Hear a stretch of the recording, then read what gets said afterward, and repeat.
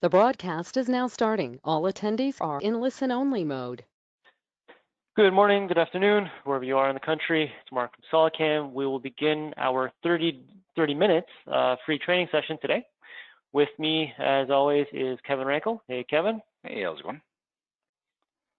So today, we actually got a question before we came in from, I believe he's in attendance. Brian's here. Perfect. So we got an email from Brian, and basically on a very simple basis, he's got some envelope issues in the XY plane. He's got a certain distance in X, certain distance in Y, and he was asking, is there a way to tell certain toolpaths where to start specifically? Because rather than it just starting anywhere based off the geometry and he can't see it or he can't reach to it to take measurements and whatnot, he wants to tell it exactly where to start so that he can see it approach, make sure everything's fine, and then he can go through it. Basically, if you'd like to single step through it, you want to check the thing as it moves through the part, through the toolpath, if you want to be able to see it at certain points.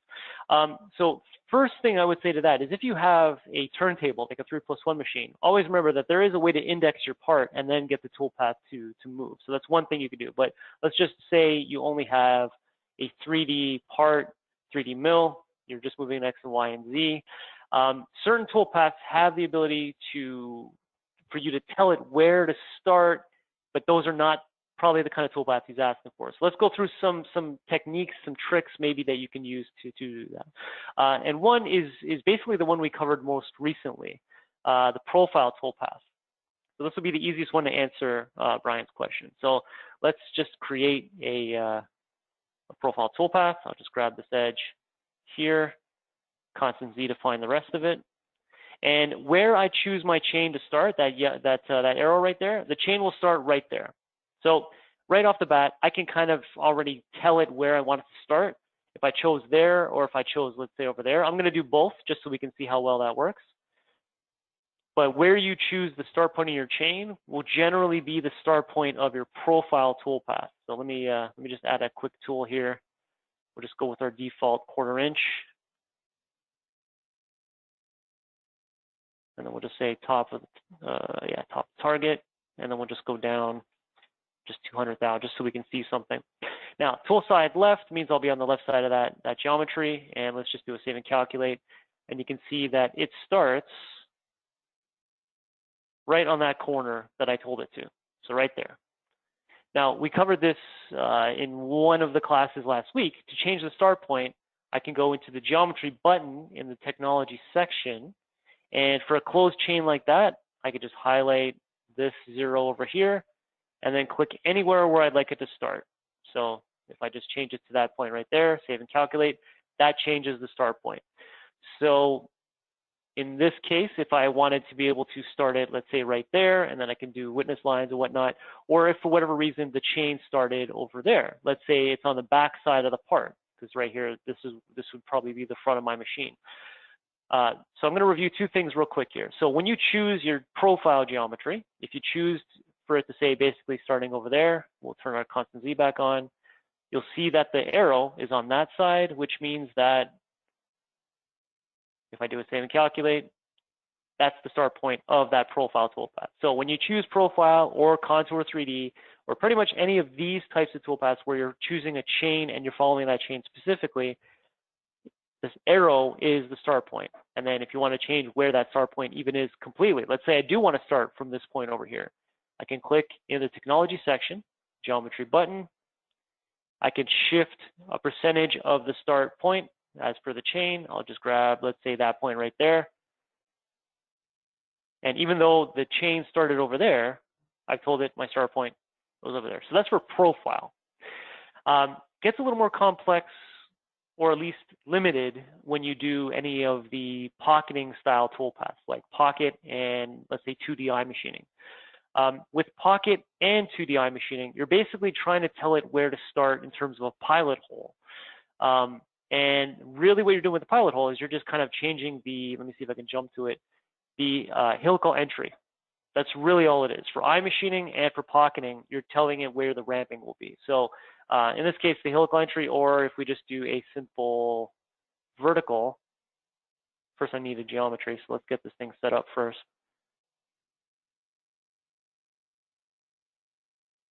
Okay, so we'll do that pocket there. Choose our tool.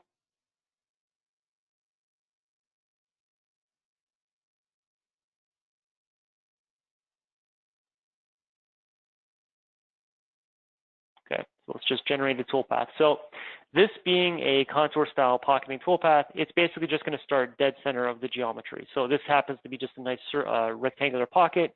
You'll see that it just plunges down the center there. Now, I have the ability to change that location using points. So let's choose, let me sketch a point first. So we'll just go into our part here. So sketch, sketch, sketch on here. Let's add a point just arbitrarily over there.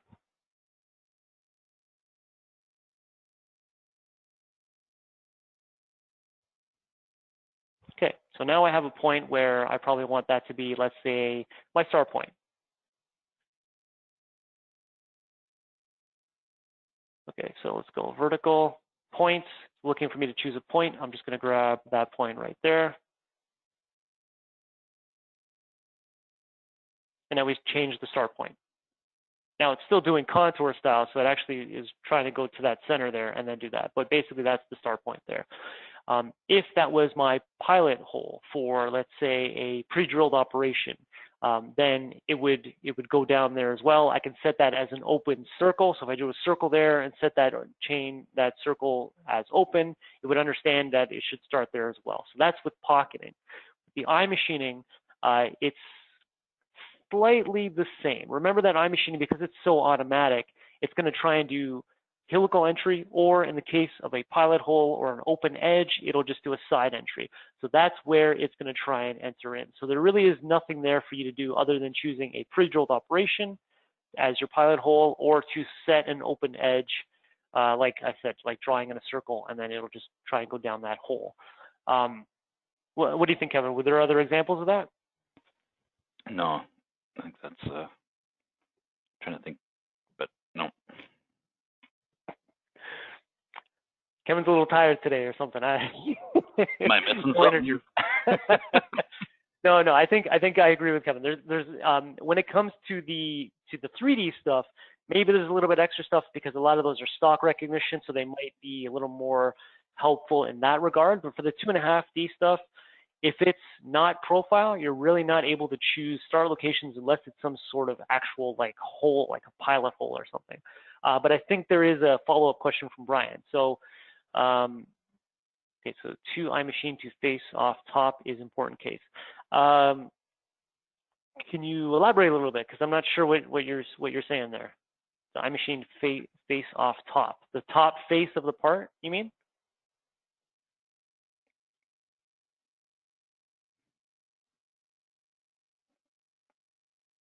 Just waiting for Brian to respond. Okay. If you're talking about, I guess, the top face of the part with eye machining, then the only thing I would try and do maybe is let's actually just add an eye machining real quick here. I'm gonna suppress some of this stuff because remember, 2D eye machining nowadays is stock recognition based. And what I'm thinking if we do is, if you're trying to face off the top of a part and you want it to start in the exact specific location, what you do is keep that chain, make a box around the outside that you want it to keep it contained to, and then just have a little sliver of that geometry as open where you want it to approach in from.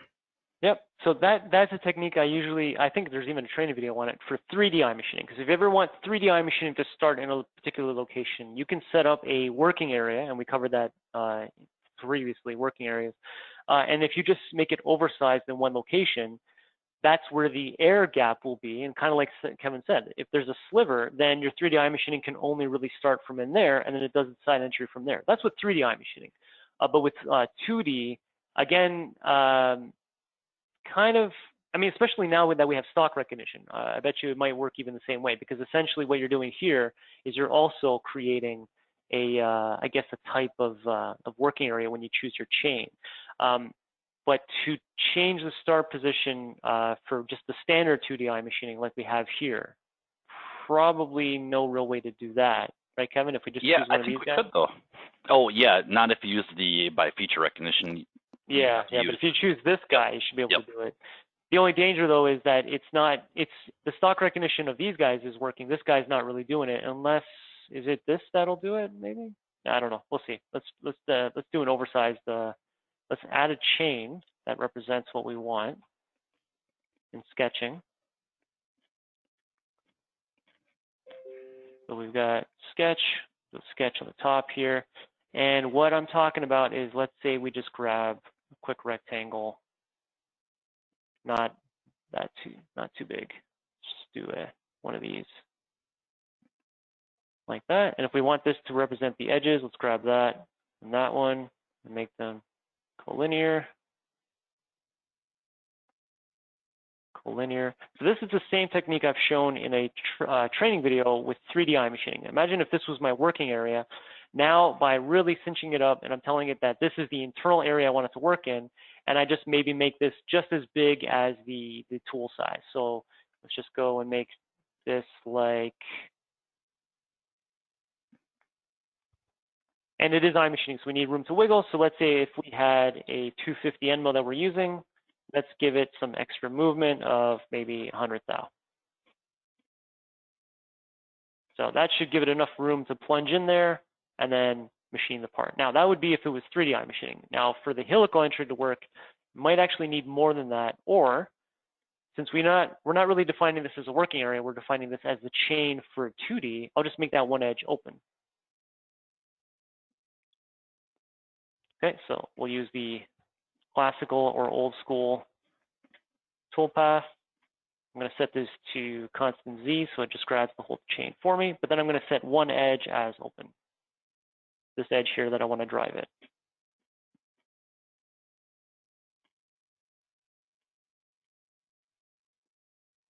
Okay, let's choose our same tool.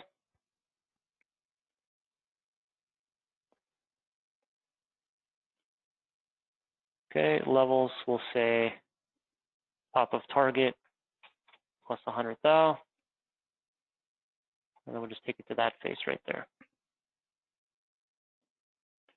Yeah, and Brian's asking, so basically to get it on this specific case right here, to get it to start in a specific area, you just have to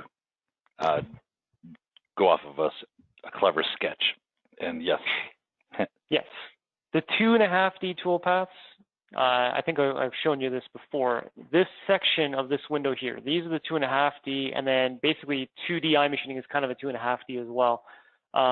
They're driven by the geometry. They're driven by chain geometry. So you trick it by giving it this sort of geometry here. So, I mean, this is a square, so it actually is going into space. But if I were being a little more clever, I could probably set all those edges as my pocket, like I normally probably would, and then set this one edge here as open, and then you would see it would do a side entry on this side right here.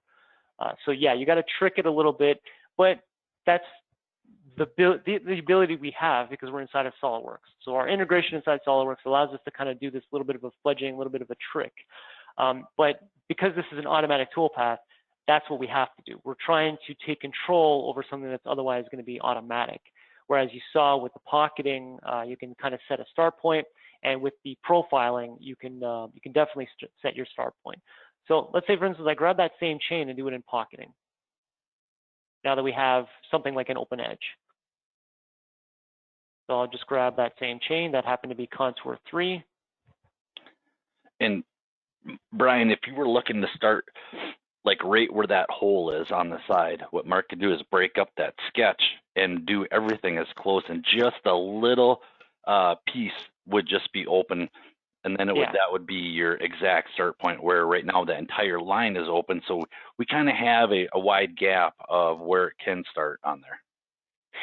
Yeah, you get a little more detailed with your sketching, and you give it just that one window to enter, and then that will definitely be where it starts. And if you like, if we have time, we can do some kind of crazy sketching to do that. But basically, what I want to do with this is, let's say we have one open edge, and I'll do it as a contour style, but not profile strategy. We'll do it from the outside in because we do have an open edge, and then we'll say approach from outside.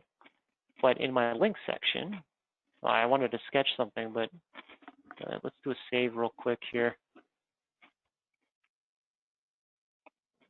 And then go back into the part. Sketch, another sketch. And since this is my open edge, let's say I want to start somewhere over here.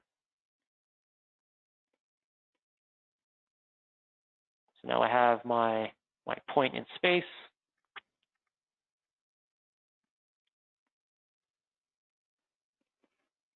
There it is, link. We'll do our vertical.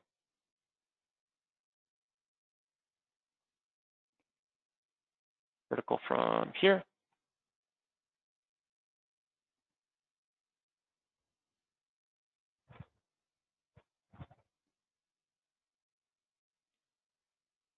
Maybe it didn't take. Either it didn't take or it actually has to be inside of there.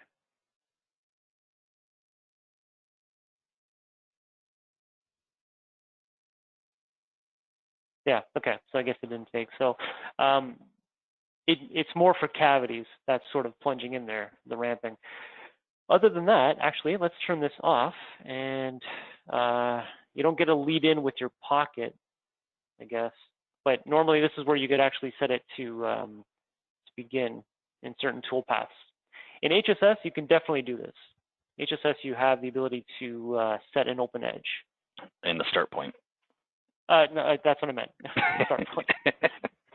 You can't really do an open edge with a HSS because you're driving everything by surfaces. But if I do something real quick, let's open this up. Come on. There it is. Okay, so let's say we're doing linear. And as my drive surface, we choose the top surface, like that.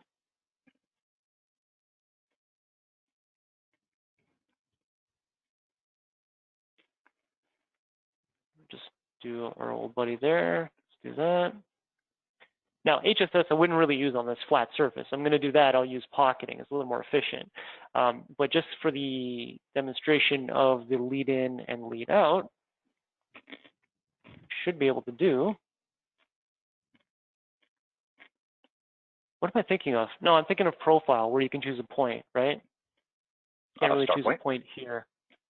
Oh yeah, start point. That too. Let's see, modify. No, sorting. Start point. Yep. That's what I'm thinking of. Okay. So the start point is here. But you can do this as well. You can choose a point lead in with your profile.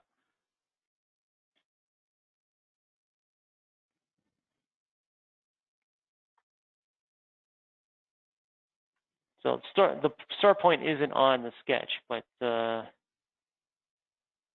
actually no. I guess it's not the same. In the HSS toolpath, it's driven by the surfaces. So you got to do a lot of stuff on the surfaces. But I guess this isn't really what Brian's asking about. He's asking more about the 2.5D stuff. So we'll stick with that. So let me just check Brian's questions there. Okay, so suppose you want to deck off the top of that part and use 2D iMachine rather than face-off. Open all sides, no machine envelope available to the right. And then after showing him, I guess, the thing, so basically the best tactic is to make a clever controlling sketch. Yes, it is. Yes, it's clear now. Key point. Yeah, okay. So basically, hopefully that's, I guess you're getting the point. So yeah, the sketch, if you have a sketch-driven toolpath like Pocket, Profile, 2D iMachining, then the sketch is going to be the tool you're going to use to kind of trick that toolpath. In some instances, it's a little more automatic than some, so you're going to not be able to do everything, all kinds of tricks. But with Pocket and Profile, the geometry, the sketching, that's what you're going to get. That's what you're going to use to do the tricking of the software. That's where you're going to get your ability to play with it a little bit. And then in terms of 3D, it's all stock recognition anyway. So if you wanted it to open from a certain edge, then you just constrain your 3D toolpath using those constraint boundaries, like the ones we saw when we did 3D iMachining, like the ones we see in that recent playlist we added for the HSR, HSM constraint boundary options. So any questions on this or anything else for today? Out of curiosity, just for myself, because I guess I've never done it, but since we're on the Brian's iMachining open pockets, if we did the, not the face recognition, but like we talked about, did a slice in that chain there.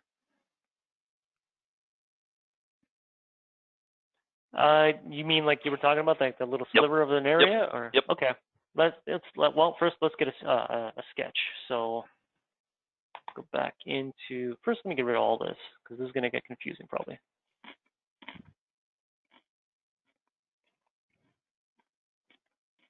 And then we will go into the part. And you notice I go into the design model to add my sketches. Usually I find this the better option, only because if you're trying to reference something like making a collinear edge, or you're trying to make a sketch on a particular plane for whatever reason to get the heights to be right, the levels to be right, you want to do it inside the design model. Otherwise, if I did it in CAM, which is kind of what that CAM is for, I might not be able to access all the dimensions or certain faces, depending on the quality of my toolpath, the quality of my geometry, or if it's part of an overall assembly. Sometimes stuff doesn't exist in one part versus the other. I find sometimes I can't click on an edge or something like that. Or you can be like myself and just do a right-click sketch and it adds it to the assembly level. That's that too. But then I mean, it's probably just a matter of your SolidWorks, like whoever trained you or that. I mean, they always told me to do it inside the solid file, not the assembly file. But it is available for the assembly file. And because we do SolidCAM external, it's almost like that is kind of what we could be doing, because all we got to do is just add stuff to the assembly anyway, and it doesn't get overwritten because of that associativity. All right, so what I wanted to do was I wanted to create a sketch that actually has a little bit of a window there. So what we'll do is we'll do convert entities, sketch first on that plane. What if we did the offset entities first? Well, we just want to get this edge here and then have just a little bit of an open, right? But you want to offset. To kind of go with Brian's question, to deck off that top face, then we'd want to extend it past, right? That's true. Yeah, okay. Let's do offset entities. I have select chain turned on. 100,000 is probably okay to go off the edge, or do you want more? I would probably go more. Because what size, if we are using what size tool we're using? 1/4 inch. So I would go 300,000. That way it's not trying to do the morphine on that edge. 300,000.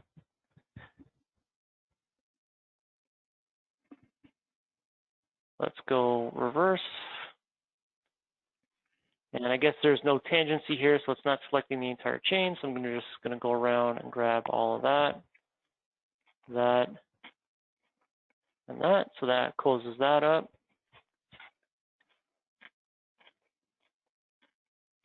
Now, I'm going to ask Kevin because I don't know if this exists, but in other softwares, there's a thing called break. Is there a way to just maybe draw a line, a point, and then just break it without trimming it? Yep. Well, not trimming it. You would still have to trim it at that point, but I would just do a point on there and pierce it.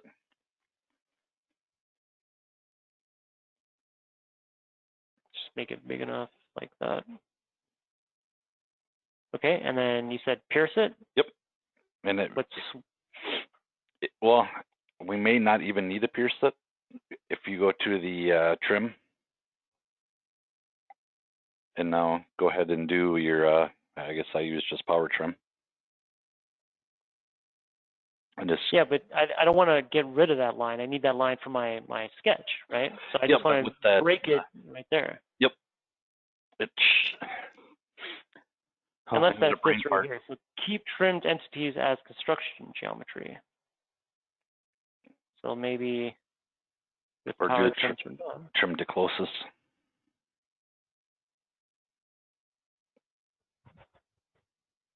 Nope, does the whole line. So yeah, I guess we'll have to pierce that sketch point in there. You do the add relationship.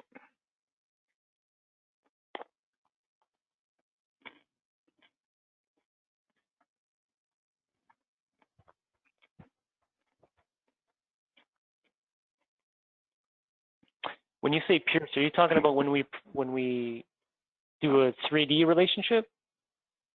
No, I'm thinking it would have been right there in the add relationship, but I guess we could just do coincident. Yeah, so it's already coincident. What I'm referring to is this. Let's, the way I've had to do this in the past with SolidWorks is I'll just draw a quick line like this. And then that way when I use trim the closest, let me just turn this guy off. I can get rid of that line there. Now I'll just have to, well, I made this line vertical, so let me just get rid of it. And now that that is one line on its own, I'll just grab this line here and make another line. So essentially, it's still the same line. They're collinear, but they are two separate lines. And now when I go back into creating my, my geometry, since they're two separate lines, I'll just make this one line the open edge. So let's do exit, exit component. Okay, and we'll add our 2D eye machining.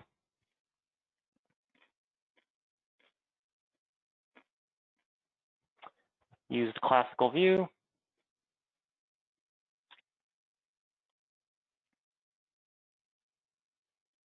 Turn constant Z on. So that's all in the same chain. That's all constant Z. I'll make one of these edges open, just that one trimmed edge. So now, this being an open pocket, eye machining defaults to a side entry whenever there's an open edge. That's my open edge. It'll do a side entry from there.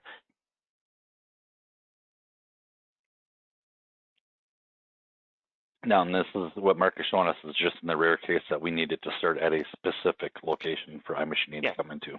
Yeah, yeah.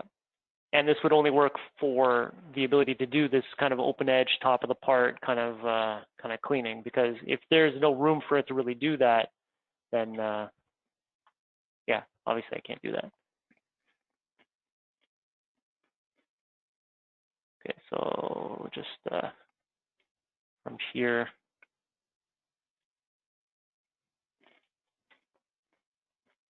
So we can get some levels there, some of that, some of that. Okay, so let's go to there, done.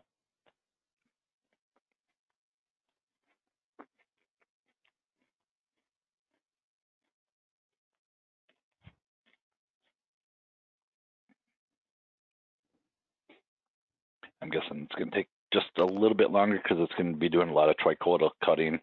Yeah, it is a 1/4 inch tool, and it's doing this big part that's about 5 by 4 or something. But basically, it'll calculate. So yeah, there you go. So there's our set entry. But because it is iMachining and it's done the side entry, it's going to still do the separation channel and then do the morphing spiral. Okay, so now I know we're getting kind of close on time, but I do have an idea to maybe, we'll leave that toolpath on there. And can I get control for a second, Mark? Yeah, let me send you control.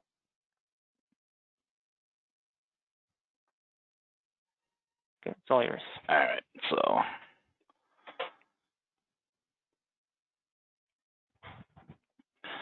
And just gonna come in here, edit sketch. This is more for my curiosity than anything. But when we're doing live, why not try to mess up, right? Why not?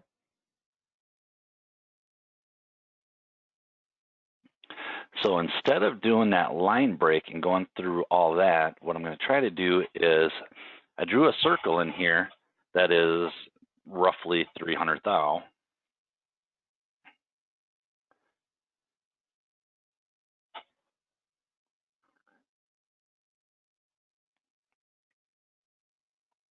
And actually, well, I got two different ways I want to try here. We'll do constant Z. Oh, come on, Rick, you don't have anything to say about that? About what? My constant Z instead of constant Z. Oh, I didn't even notice because that's the proper way to say it. So I just thought you weren't having a stroke today. Okay, so now what I'm going to do is, this is where I want it to start. So I'm going to mark that chain as open. So we got two different chains there. Mark that one as open.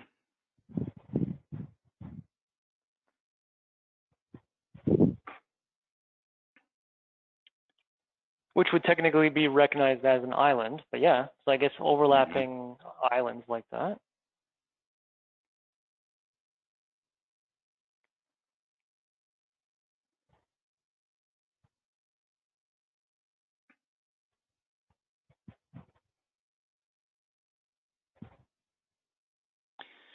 And what did you do for levels last time? I just put in negative 20 thou, but this is supposed to be the top of the part, and it did look like it was gouging, so Okay. either way, just get some sort of depth. But I'm going to see if I can get a little bit better toolpath, or maybe drawing the circle in there. I wouldn't have to go through all the work of breaking that edge at that point, so yeah, I don't know what this is going to look like, but it's a quicker way to do it, and it's actually calling back to what we were talking about before. If that circle was in the center, inside the cavity, then that counts as the open edge that iMachining is going to try and enter from. okay. So now we are doing a straight drop down in there, and we do have, that is one way of going about it. Now, as, like I said, curiosity, so we got another way right there, but now if I come in here and let's try one other way.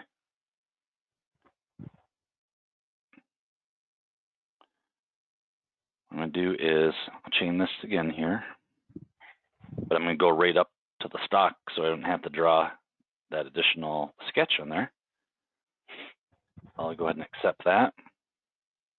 And then I'm gonna try and do this one.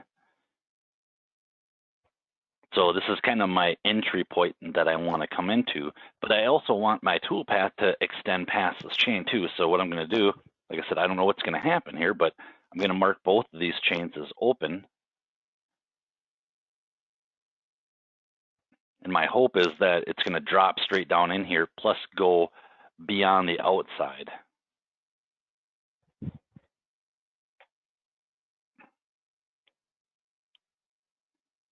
And this is, like I said, this is just that rare case, but Mark and I want to show you guys where or what other things you can do to really manipulate your toolpath. Tips and tricks. Yep. So it looks like that one is not going to work because two open edges. Yeah, it considers it to be two different toolpaths, two different toolpaths. So like features. Yeah. Yep. So a couple different options for you guys, and like Mark said, we just want to kind of give you tips and tricks to think outside the box versus the standard stuff that's in there. So. And it'd be really cheesy, literally, to think outside the box. Yeah.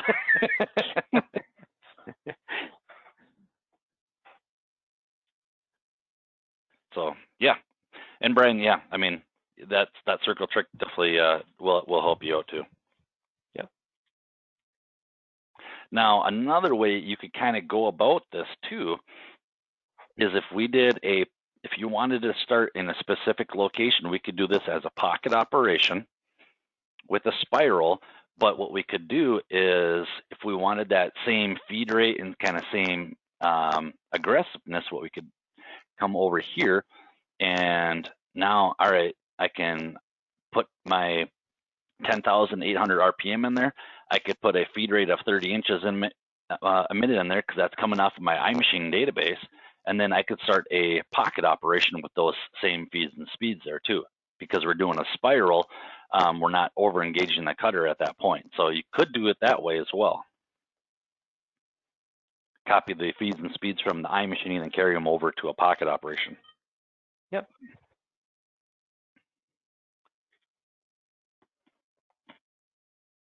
That's all I got.